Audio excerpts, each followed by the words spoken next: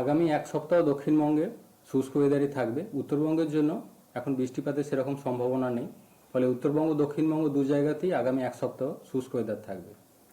তাপমাত্রা বর্তমানে দক্ষিণবঙ্গে রাতের তাপমাত্রা, যেটা সর্বনিম্ন তাপমাত্রা, স্বাভাবিকের থেকে প্রায় 1 থেকে 2 ডিগ্রি মতো কম রয়েছে বেশিরভাগ জায়গাতেই।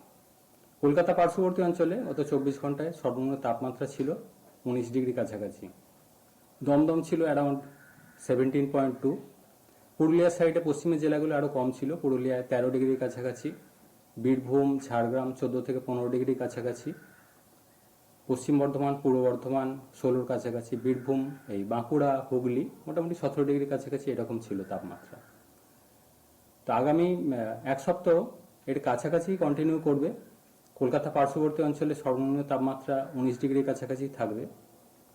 দু এক জায়গায় হয়তো সামান্য একটু বাড়তে পারে, তো খুব একটা পরিবর্তন হবে না আগামী এক সপ্তাহ।